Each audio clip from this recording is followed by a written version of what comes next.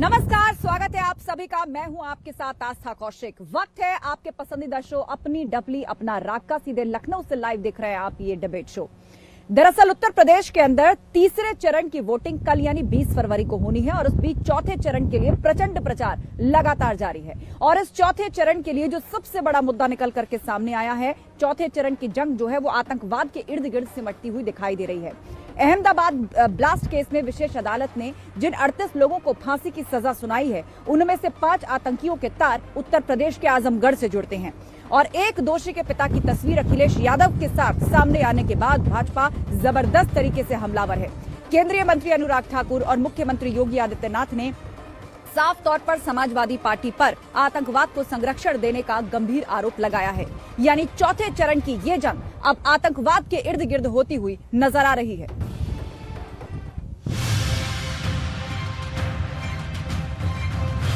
चौथे चरण का रण प्रचार प्रचंड।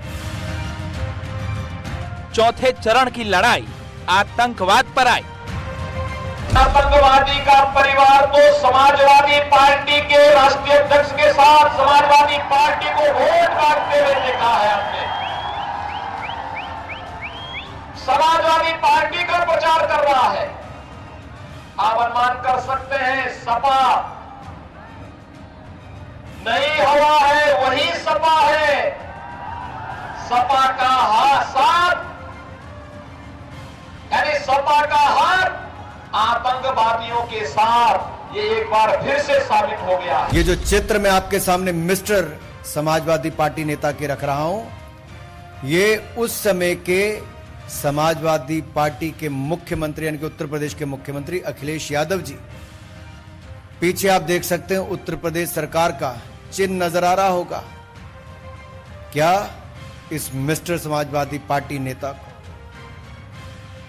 उस समय के मुख्यमंत्री अखिलेश यादव जी ने बिरयानी खाने के लिए बुलाया था, जिनका बेटा मास्टरमाइंड और धमाकों में शामिल होने का नाम आया है। और आ गया है समय कि जिस प्रकार से वो जो आतंकी हैं उनको मृत्यु दंड दिया है, राजनीतिक दृष्टि से भी समाजवादी पार्टी को भी मृत्यु दंड दिया जाए। ये जो है 10 मार्च को जो रिजल्ट आएंगे वो उसका एक बहुत बड़ी मिसाल बनेगी।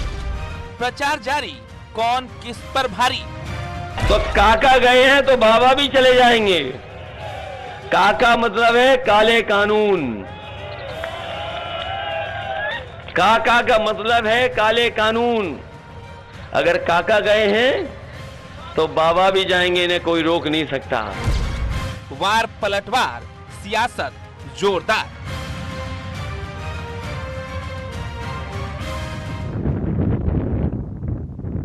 तो जबरदस्त तरीके से वार पलटवार हो रहे हैं, जोरदार सियासत इस वक्त चल रही है। लेकिन चौथे चरण का जो रण है वो कहीं ना कहीं आतंकवाद के इर्द गिर्द आकर सिमटता हुआ दिख रहा है। इस पर चर्चा के लिए पूरा गेस्ट पैनल हमारे साथ जुड़ चुका है। बीजेपी का पक्ष रखने के लिए प्रशांत उमराव जी हमारे साथ हैं, समाजवादी पार्टी का पक्ष रखने के लिए भुवन जोशी जी हमारे साथ हैं और वरिष्ठ पत्रकार मनोज रघुवंशी जी भी हमारे साथ जुड़ चुके हैं। सबसे पहले प्रशांत उमराव जी, सवाल आपसे यही कि अपराध, माफियावाद, दंगावाद, तमाम तरह के बातें रखने के बाद अब चौथे चरण की जो जंग है उसमें आतंकवाद की एंट्री हो चुकी है।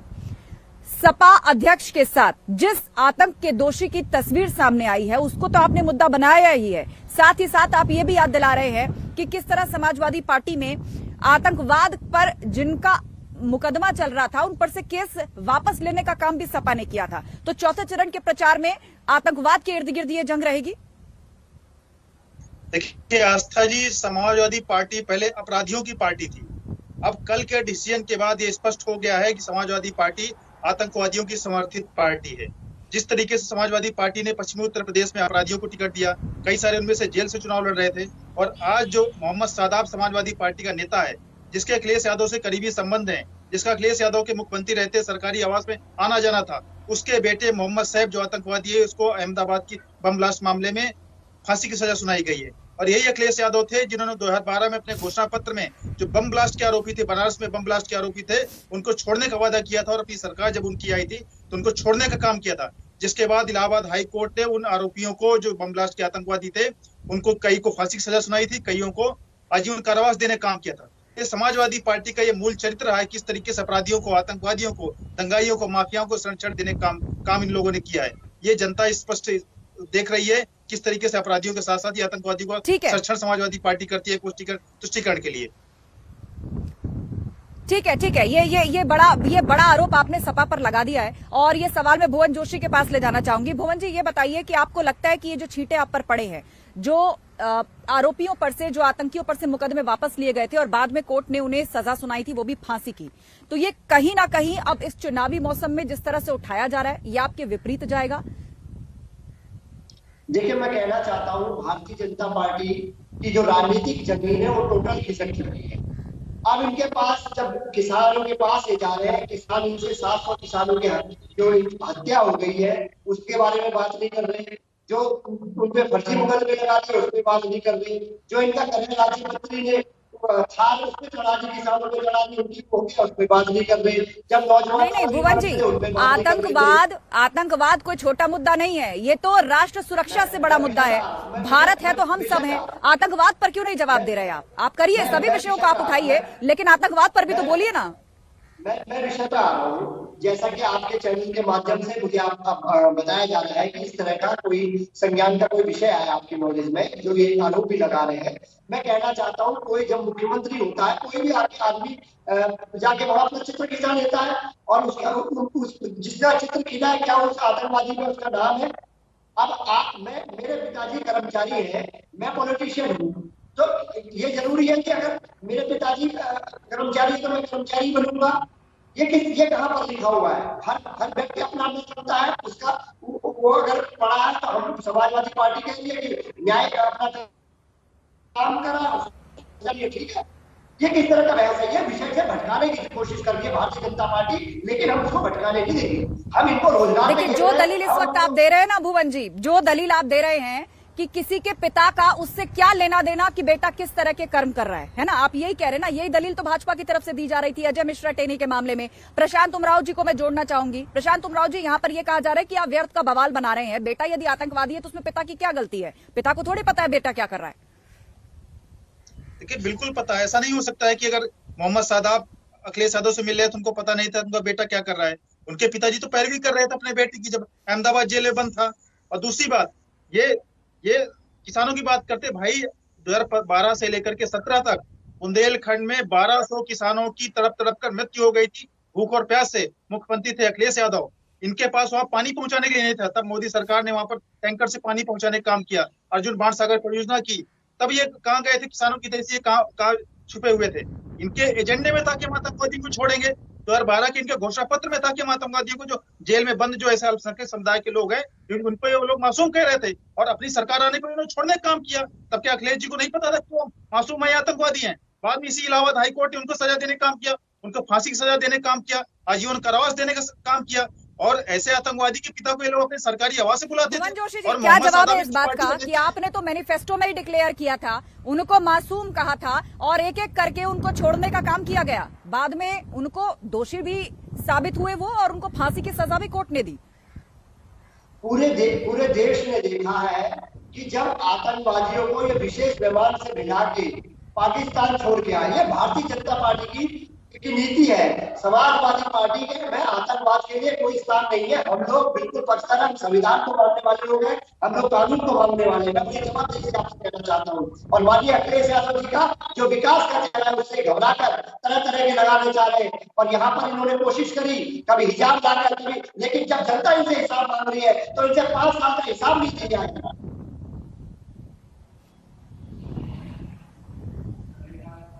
ठीक है, आप दोनों हमारे साथ बने रहिए। मनोज रघुवंशी जी भी हमारे साथ है, वरिष्ठ पत्रकार। मनोज जी, क्या लग रहा है आपको, चौथे चरण की ये जो जंग है उसमें आतंकवाद का मुद्दा जो है वो जोर शोर से उठाया जा रहा है, एक बार फिर से समाजवादी पार्टी घिरती हुई नजर आ रही है, क्योंकि बार बार इसी इंसिडेंट को कोट किया जा रहा है कि जब सपा की सरकार बनी थी तो आतंकियों पर से मुकदमे वापस लिए गए, जिनको बाद में कोर्ट ने फांसी की सजा दी। जी आस्था, ये बिल्कुल साफ है कि आतंकवाद को कोई भी प्रश्रय दे उसको माफ नहीं किया जाना चाहिए। इसमें कोई शक नहीं है कि पब्लिक इस बात को अच्छी तरह समझती है। पब्लिक को समझाने में कोई मेहनत करने की जरूरत नहीं है, वो बहुत जल्दी समझ जाएगी। मेरा केवल एक थोड़ा सा सवाल ही है कि ये आतंकवाद वाली बात भारतीय जनता पार्टी के प्रवक्ता को अभी पिछले आधे घंटे में पता लगी है कि ये बात कुछ और आधे घंटे से पहले भी पता थी इनको, या आज से पहले भी, परसों भी पता थी, या एक हफ्ता पहले भी पता थी? अगर ये बात इनको पहले से पता थी तो ये कौन से मुहूर्त का इंतजार कर रहे थे?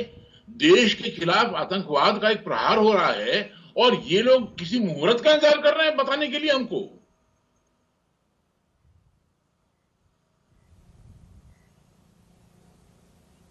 बिल्कुल बड़ा सवाल आप यहां पर खड़ा कर रहे हैं कि आखिर किस बात का इंतजार हो रहा था। यहां टाइमिंग को लेकर सवाल उठाया जा रहा है। मैं चाहूंगी भुवन जोशी इस पर रिएक्ट करें और उसके बाद प्रशांत उमराव। भुवन जोशी जी।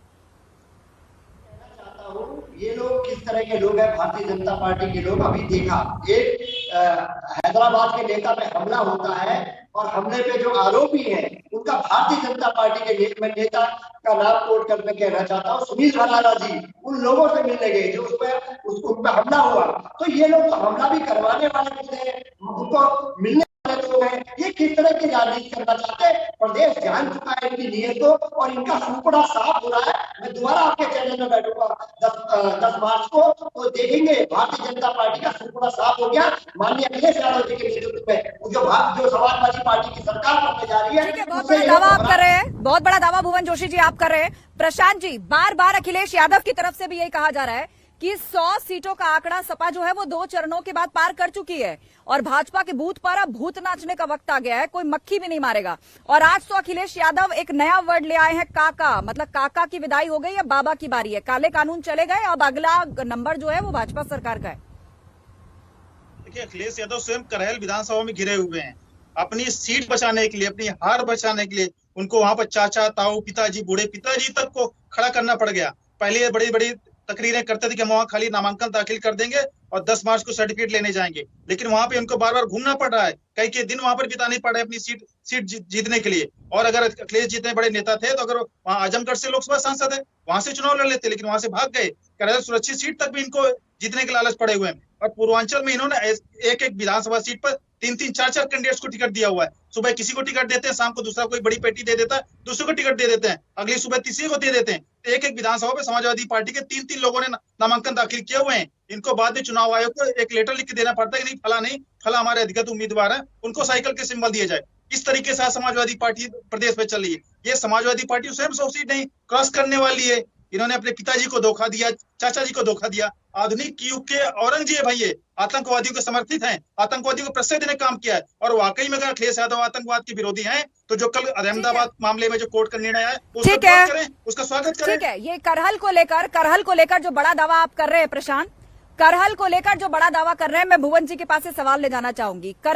भुवन जी, करहल में इतनी जोर आजमाइश क्यों हो रही है? कहा तो आपने कहा था कि हम सीधा जीत का सर्टिफिकेट लेने आएंगे, अब बार बार दौरे करने पड़ रहे हैं, परिवार एक है, उस तरह का भी आपको प्रोजेक्शन करना पड़ रहा है, सब लोगों को एक साथ एक मंच पर, वहां मतलब जोर आजमाइश जबरदस्त तरीके से चल रही है। कहीं डर है क्या आपको कि अमेठी नंदीग्राम के बाद भाजपा की स्ट्रैटेजी यहाँ करहल में भी सफल ना हो जाए? देखिए, मैं कहना चाहता हूँ करहल जो है समाजवादियों का परिवार है, समाजवादियों का घर है। और माननीय अखिलेश यादव 10 मार्च को आपके चैनल में बैठूंगा, सब 403 विधायकों में सबसे ज्यादा वोट के जीत के आएंगे। और ये कह रहे थे अभी जो हमारे साथी यहाँ पर बैठे हुए कह रहे थे कि वहां पर माननीय मुलायम सिंह यादव जी हमारे नेता जी वहां पर एक पिता की हैसियत से, एक सांसद की हैसियत से और एक जनप्रतिनिधि होने के कारण गए, तो इनके पेट में दर्द क्यों हो रहा है? भारतीय जनता पार्टी ठीक है, आपके दावे हैं कि पूरा यादव परिवार जो था वो एक साथ चुनाव प्रचार में आया था और आप जो है बड़ी जीत ना सिर्फ यूपी बल्कि करहल से भी दर्ज करेंगे। आप सभी मेहमानों का बहुत शुक्रिया इस चर्चा में शामिल होने के लिए। वक्त हो गया है, अब रायबरेली आपको लिए चलते हैं। गृह मंत्री अमित शाह वहां पर संबोधित कर रहे हैं। जिसने गरीबों का काम किया कोई नहीं। आज सिर्फ उत्तर प्रदेश के अंदर 1,67,00,000 माताओं बहनों को गैस का सिलेंडर देने का काम ये भारतीय जनता पार्टी की नरेंद्र मोदी सरकार ने किया है। 70 साल तक कांग्रेस ने 4 पीढ़ी काम किया, गैस का सिलेंडर नहीं दे पाए थे।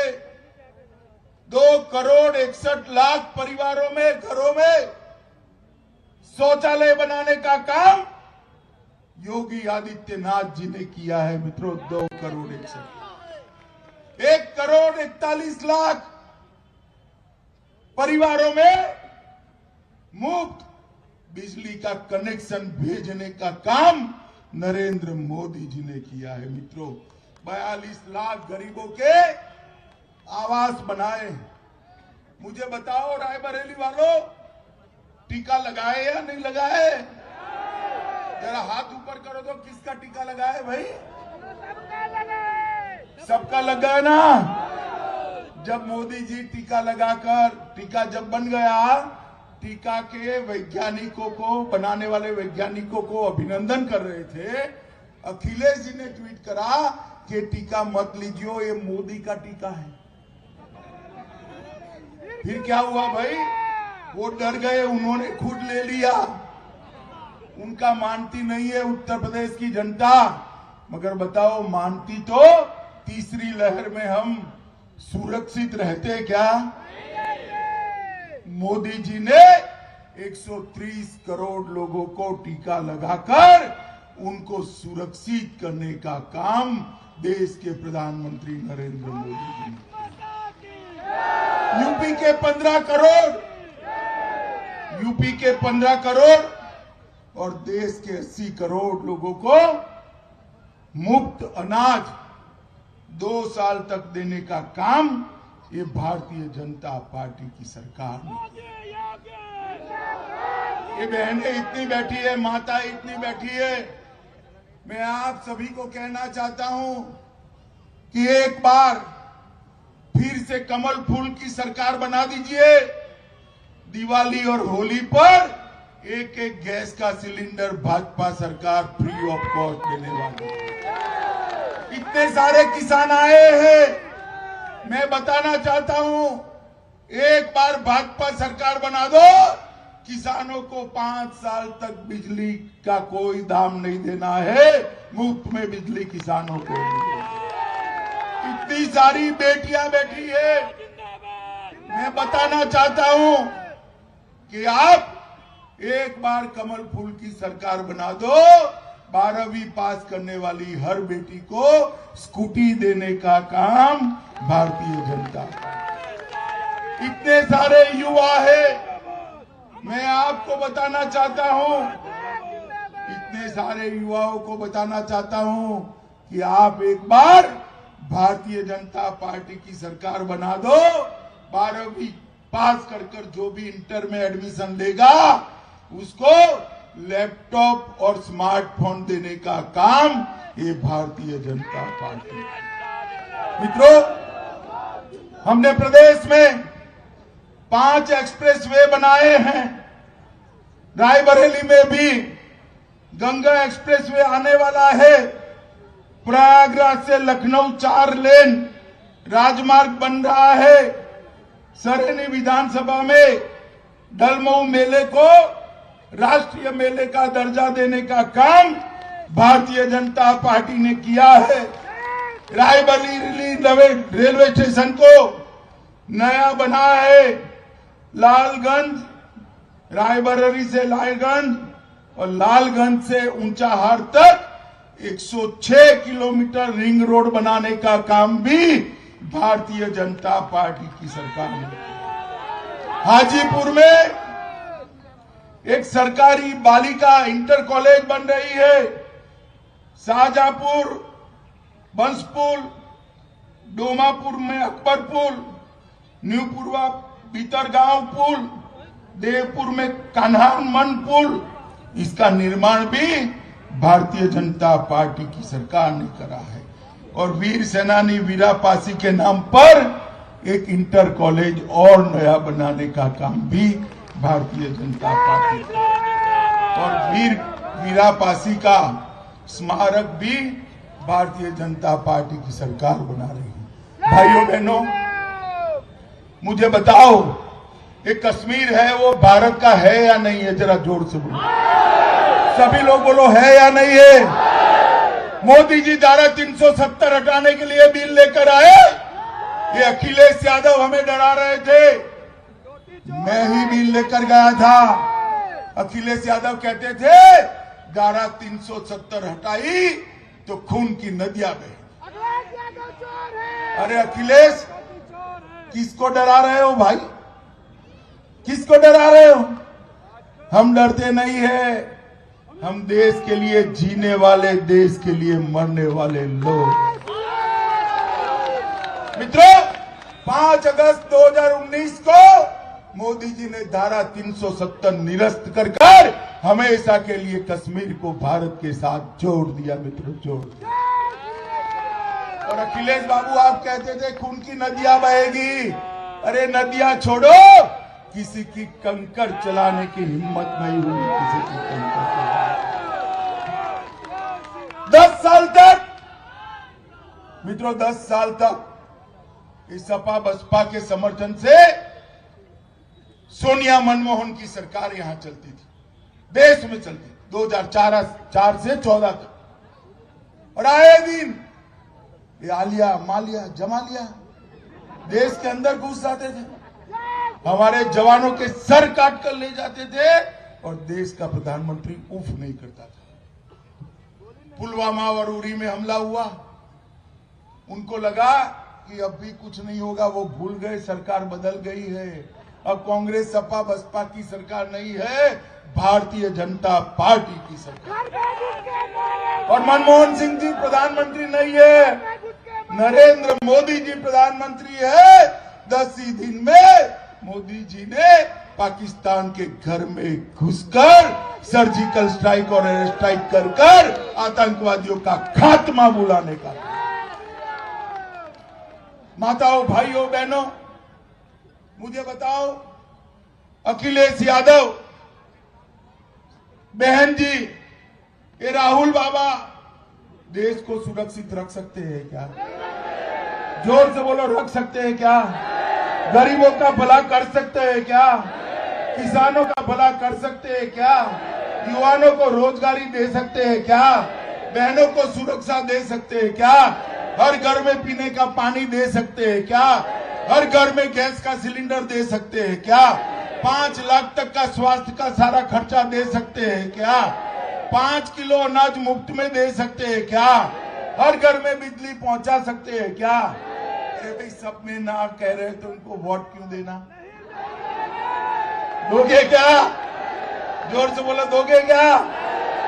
माताओं, भाइयों, बहनों, हमारे युवा कुशवाहा को जिताकर भेजिए, मौर्य को जिताकर भेजिए। मैं बताता हूं, मैं ऊंचा हार को उत्तर प्रदेश में सबसे विकसित क्षेत्र बनाने के लिए हमें कोई कमी नहीं। मुझे बताओ, अमरपाल मौर्य को भारी बहुमत से जिताओगे क्या? जोर से बोलो, जिताओगे? कमल के फूल पर बटन दबाओगे? 300 पार करोगे?